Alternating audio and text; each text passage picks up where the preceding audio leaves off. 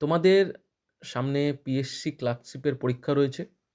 সেখানে 30 নম্বরের প্রিলিমসে কিন্তু একটা ভালো ইংলিশের একটা জায়গা, নম্বর তোলার, মানে সর্বোচ্চ নম্বর তোলার ইংলিশে। তা আমি চাই তোমাদের প্রিলিমসের পরীক্ষার ইংলিশের পার্টটা খুব ভালো হোক। তার জন্য আমি প্রতিদিন ইংলিশের উপর ভিডিও দিতে থাকবো আমার চ্যানেলে। তোমরা সঙ্গে থেকো আমার চ্যানেলের সঙ্গে, তাহলে তোমাদের আশা করি প্র্যাকটিসটা অলরেডি হয়ে যাবে। বলছে 1 নম্বর প্রশ্ন দেখো, choose the alternative which best expresses the meaning of the idiom and phrase. Idiom ফ্রেজের এখানে একটা প্রশ্ন দেওয়া আছে। My father sent me on a wild goose chase to find the 100 rupees note which was lost in, আচ্ছা the garden হবে, in the garden. মানে তার বাবা তাকে পাঠিয়েছে বাগানে 100 টাকার নোট খুঁজতে। আর 100 টাকার নোট তো পড়ে থাকবে নাকি, কে নিয়ে পালিয়ে যাবে।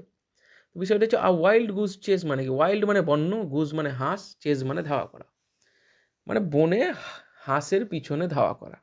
এমনিতেই তো ধরতে পারা যায় না, আবার বনের মধ্যে হাঁস ধরবে, মানে ফাঁকা জায়গায় ধরো। তাহলে এটা কি বৃথা একটা কাজ, অকার্যকর কাজ, ইউজলেস, কোনো মানেই হচ্ছে না। ওয়াইল্ড গুজ চেস, তাহলে এই যে 100 টাকা তুমি বাগানে খুঁজছো, এটাও একটা বৃথা কাজ দিয়েছে তোমাকে। তাহলে এই ওয়াইল্ড গুজ চেস কিন্তু এই সেন্সটাকেই বোঝায়। দেখো, ফ্রুটফুল হান্টিং, ফলদায়ক শিকার, এটা কোনো দিনই হবে না।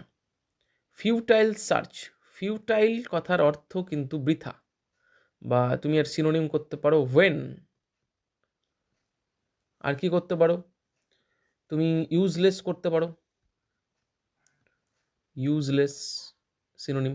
সার্চ মানে খোঁজা, মানে বৃথা খোঁজা, তাহলে অপশন বি হচ্ছে এটার সঠিক উত্তর। আইডিয়াল সিকিং হবে না, সিকিং মানে কিন্তু খোঁজা, সিক মানেও খোঁজা, ঠিক আছে, তাহলে আইডিয়াল সিকিং হচ্ছে না। আর জেনুইন এফোর্টও কিন্তু হবে না। পরবর্তী প্রশ্ন তোমাদের জন্য, পারলে নিজেরাও করো, ভিডিও পজ করে এবং কমেন্ট করে দেবে। 2 নম্বর প্রশ্ন, choose the appropriate preposition and fill in the blank. Okay, ফাঁকা জায়গায় কি বসবে?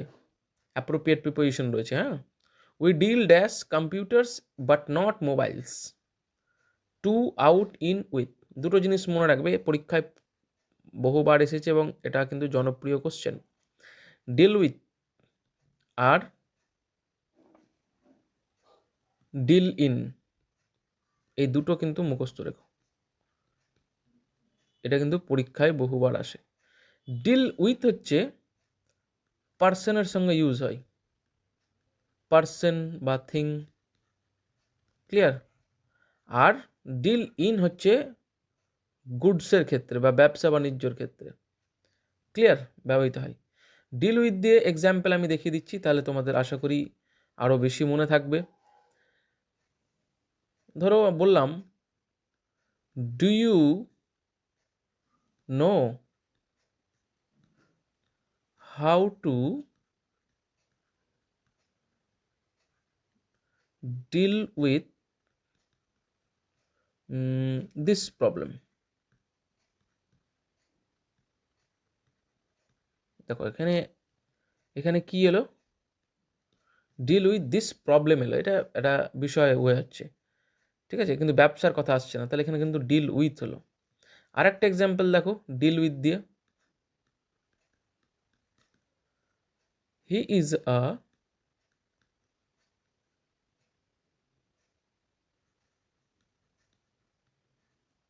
Clever man to deal with. এখানে দেখো ব্যক্তি বোঝাচ্ছে, তাহলে ডিল উইথ হচ্ছে। আর ডিল ইন তো কখন হবে? ব্যবসার ক্ষেত্রে। তাহলে এখানে দেখো কম্পিউটার আর মোবাইল নিয়ে কি ডিল ইন করছে, মানে ব্যবসা, অপশন সি ডিল ইন। আর পরবর্তী প্রশ্ন দেখব 3 নম্বর, বলছে choose the correct synonym. Okay, সিনোনিমের কথা বলেছে, of the given bold part in the sentence. Okay, bold part altercation, এটার তোমাকে সিনোনিম বের করতে হবে। বলছে the boys had an altercation over the umpire's decision. Umpire decision নিয়ে ছেলেদের মধ্যে একটা অল্টারকেশন। অল্টারকেশনের অর্থ কি? অল্টারকেশনের অর্থ হচ্ছে, যদি যাও সিনোনিম, আর্গুমেন্ট হতে পারে, তর্ক করা, ডিসএগ্রিমেন্ট, এটাও হয়। ডিসএগ্রিমেন্ট মানে হচ্ছে ঝগড়া। অল্টারকেশন ঝগড়া করাকেই বোঝায়। ক্লিয়ার?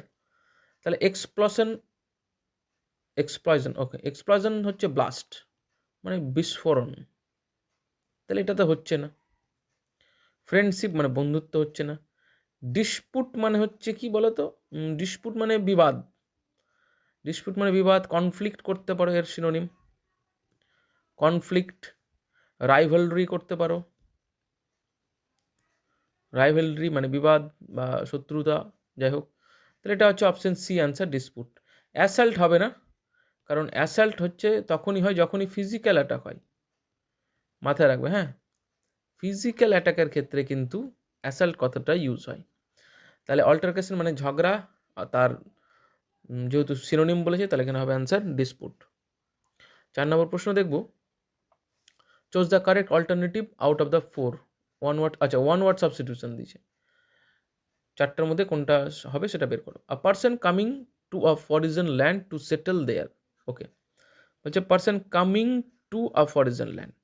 ফরেন ল্যান্ড ধরো এটা ইউএসএ, ইউএসএ থেকে কোনো ব্যক্তি কোথায় এলো? আমাদের ভারতে থাকতে এলো, ইন্ডিয়াতে থাকতে এলো। এই যে সিচুয়েশন, এই সিচুয়েশনটাকে বলবে ইমিগ্র্যান্ট। ক্লিয়ার? যে অন্য দেশ থেকে আমাদের দেশে বা এক দেশ থেকে আরেক দেশে থাকতে গেল। আর ইমিগ্র্যান্ট এখানে হবে না, ট্যুরিস্ট হবে না, সেটলারও হবে না। দেখো, ইমিগ্র্যান্ট মানে কি? ইমিগ্র্যান্ট মানে কেউ নিজের দেশ থেকে অন্য দেশে থাকতে গেল। ধরো তুমি ভারতের বাসিন্দা, তুমি চলে গেলে ইউএসএ থাকতে, মানে who lives their own country in order to settle permanently in another. এটার অর্থ হচ্ছে ইমিগ্র্যান্ট, যে নিজের দেশ ছেড়ে অন্য অন্য জায়গায় থাকতে চলে যায়, অন্য দেশে চলে যায়। ইমিগ্র্যান্ট মানে দেশান্তরী, ঠিক আছে, যাকে বলা হয় বাংলাতে দেশান্তরী। ক্লিয়ার? ইমিগ্র্যান্টের উল্টোটা কিন্তু এমিগ্র্যান্ট, এটা মাথায় রাখবে। এই দুটো থেকে কিন্তু তোমাদের মানে প্রশ্ন হলেও হতে পারে এবং কনফিউশনের একটা জায়গা। এটা আমি ভালো করে বুঝিয়ে দিলাম। ট্যুরিস্ট হবে না, ট্যুরিস্ট মানে কি? এক জায়গায় এলো, ঘুরলো, দিয়ে চলে গেল। ট্যুরিস্ট তো সেটেল হতে আসছে না। আর এখানে দেখো সেটলার কিছুটা কিন্তু হয়। এখানে যদি ইমিগ্রেন্ট না থাকতো তাহলে সেটলার হলেও হতে পারতো, কিন্তু সেটলারটা এই সেন্সে ইউজ হয় না যে একটা দেশ ছেড়ে আর একটা দেশে এলো, এখানে সেটলার ইউজ হয় না। লাস্ট প্রশ্ন দেখে নেব, 5 নম্বর। বলছে find out which part of the sentence has an error. Okay, একটা সেন্টেন্স দেওয়া রয়েছে, এই যে এই সেন্টেন্সটা, এই সেন্টেন্সে কোথায় ভুল রয়েছে। সেন্টেন্সটা আমি পড়ছি। Ipsita and Sohini never liked one another since childhood. মানে শৈশবকাল থেকেই ইপসিতা আর সোহিনী একে অপরকে পছন্দ করে না। এখানে ভুল আছে অপশন সি। অপশন সি আছে সি, মানে হচ্ছে এই পার্টটা ভুল আছে। ওয়ান অ্যানাদার, ওয়ান অ্যানাদার মানে আমরা কি বুঝি? ওয়ান অ্যানাদার মানে বুঝি, দেখো লিখছি আমি, ফর মোর দ্যান টু পার্সনকে বুঝি।